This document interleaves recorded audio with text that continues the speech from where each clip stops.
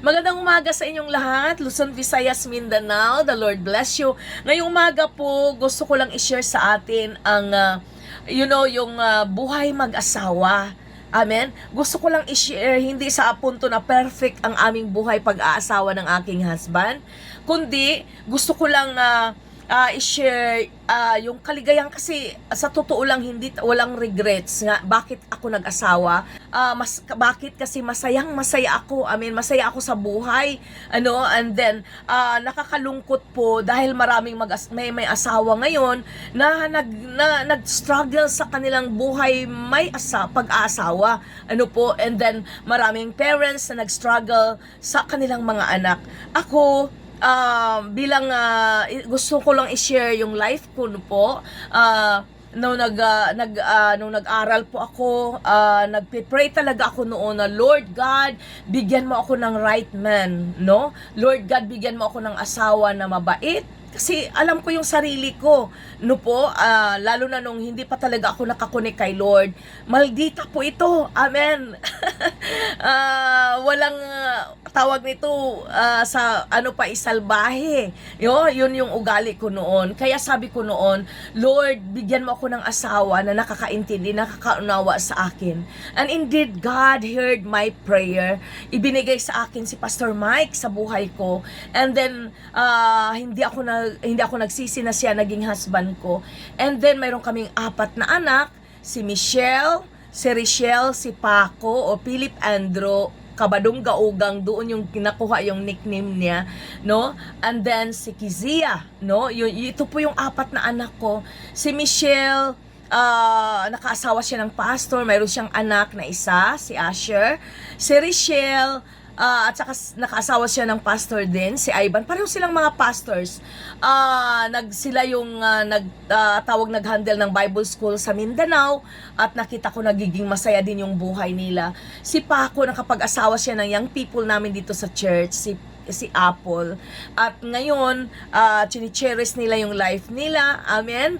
Masaya sila sa kanilang buhay. Nag-iisa na lang po yung aking anak na walang asawa, si Kisia, pero mayroon na siyang fiancé. Amen. So, yun ay dinideclare namin sa kamay ng Lord na magiging maayos yung buhay nila. So, ako nagiging masaya yung buhay ko. Kaya kung bakit gusto ko itong i-share sa inyo, dahil sa gusto ko ring mai-impart ano yung nararanasan ko po na nagiging masaya sa buhay pag-asawa. Gusto ko rin maranasan ng bawat mga tao. Lalo na ngayon, very rampant po ang hiwalayan, very rampant po na maraming mga asawa na umiiyak, not just asawa, kundi maging yung husband nila na umiiyak.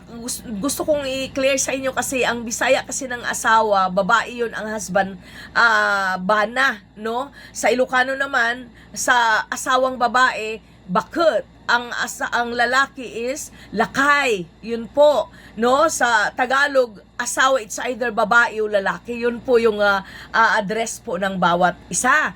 But salamat sa Lord, gusto kong i-impart ito kasi as I said kanina, marami pong nag-struggle sa buhay mag-aasawa, no? Hindi, as I said nga, na sa amin ni Pastor Mike, hindi kami exempted niyan. Amen. Kasi mayroong different stages po sa relationship sa buhay mag-asawa po.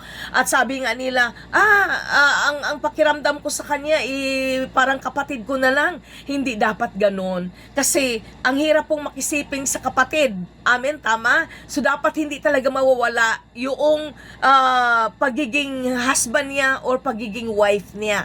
Amen? So, yun po. So, ngayon, ito yung tatalakayin natin. Amen? Araw-araw mag-upload po ako nito kasi gusto kong makatulong sa inyo. Now, the question is, what is marriage? Ano ba ang pag-asawa? Oo. Ano ba ang mag-asawa? So, the state of being united to a person as a spouse in a legal and contractual relationship recognized and sanctioned by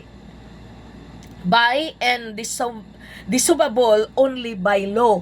Kailan nag-start na matawag na kayo'y mag-asawa? pasingtabi po ha doon sa mga hindi kasal. Kaya gusto kong sabihin sa inyo, encourage you na magpakasal na kayo kung halimbawa man isa din na bagay na nagiging hindrance na bakit ayaw mag-asawa ang iba dahil sa ang tingin nila ay baka maghiwalay lang din kami kagaya ng aming kapitbahay. Aking friends baka maghiwalay, kaya yun din ang fear ng maraming mga nag-live-in, and then pangalawa po ang reason is dahil sa malaki yung gastos. Pwede naman kayo mag-asawa ng hindi gumastos ng malaki po. Maraming mga ways na hindi kayo gagastos ng malaki. Yun lang po. So, ang pag-aasawa po, nag-start po ito na talagang legally kayo nga ay ikinasal. At naandun po yung blessing ng minister, blessing ng pari, blessing ng pastor, blessing ng judge, at ang mayor ngayon, minsan nagkakasal na rin, blessing nun. So, makikita mo doon po nag-start na kayo nga ay mag-asawa. Yun po. So, gusto ko lang i-encourage ang bawat isa out there na huwag kayong matakot, dahil hindi naman nangyari yun sa friends nyo ay pwedeng mangyari sa inyo, Iwasan nyo po yun. Kasi, ang mangyari po, ang kawawa niyan, ang inyong mga anak. Pag magkaanak kayo, syempre sa eskwelahan, hanapan niya ng kaninong apelyido, hanapan niya ng birth certificate, hanapan minsan niya ng marriage contract, sa parents. Gusto ko lang hindi naman ako hindi ako nagagalit sa inyo kasi choice niyo 'yan and I respect your choice. Pero gusto ko lang i-encourage kayo na i-plaster niyo para sa ganun doon sa inyong mga anak. Amen? Kung mahal niyo ang isa't isa at mahal din niyo inyong mga anak, then walang rason na hindi niyo gawin yung tama para sa inyong family. Amen? So, yun lang po. So, kailan nag-start? What is marriage? Noong legally na nagkaroon kayo ng nahiusa sa Bisaya pa, na nagiging isa kayo. Amen? Now, pangalawang question ang sabi rito, what is the purpose of marriage? Bakit pa magpakasal? What is the purpose of marriage? There are 3 purposes po sa marriage. Number 1 po is companionship. Para mayroon kang magiging kasama. Kaya pala yung sinabi ng Lord kay Adam, it is not good for man to be alone. Amen? Yun yung sabi ng Lord kay Adam, it is not good for man to be alone. So, hindi pala maganda sa isang tao na wala siyang kasama. Amen? So, sabi ng Lord, hindi sa akin nagsabi, si Lord nagsabi, it is not good. Hindi not good. Okay? So, kaya nga, ang purpose ng Lord, one of the purpose of God, bakit tayo mag-asawa? Para mayroon tayong kasama. At sabi pa nga ng Bible, magiging helpmate, katuwang sa buhay. Amen? So, alam nyo, malalim ito, malalim ito kung atin tong i-discuss. Pero, dito muna tayo sa pahapyaw, mild lang, na kaya kung bakit dinesign ng Lord na mag-asawa ang dalawa dahil sa para mayroon siyang kasama sa buhay. Amen? Pangalawa po, for procreation, meaning to produce, to have kids, para magkaanak, Yun yung sinabi ng Lord, go and replenish the earth. Go and multiply and replenish the earth. Amen?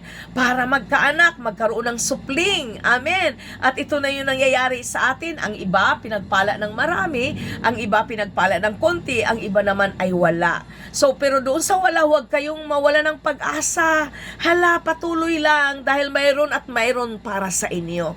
Amen? Dahil dinisign tayo ng Panginoon na magkaroon. Amen? So, yun po. Then, pangatlo po, redemption. Kung maalala ninyo po, after the fall of man, right there in Genesis chapter 3 verse 15, nag-prophesy ang Lord, nagbigay ang Lord ng hint na mayroong darating na tagapagligtas. na kailangan mayroong magligtas sa sangkatauhan. Kaya kung bakit mayroong mag-asawa, pinagsama, binigay ng Lord sa Adam, ay si Eve kay Adam, amen, na nagkaroon sila ng supling, dahil doon sa supling nila, sa lineage nila, dito lalabas si Jesus Christ na ginamit niya si Virgin Mary.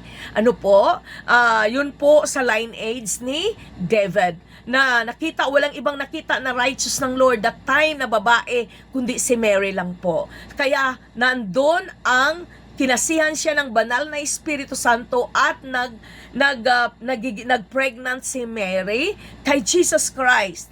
Amen. Ginamit ng Lord si Mary as God's instrument para mailabas ang ating tagapagligtas. So yun po yung dahilan, no, na tatlong reason bakit kailangan mag-asawa: companionship, procreation, and redemption. Yun po.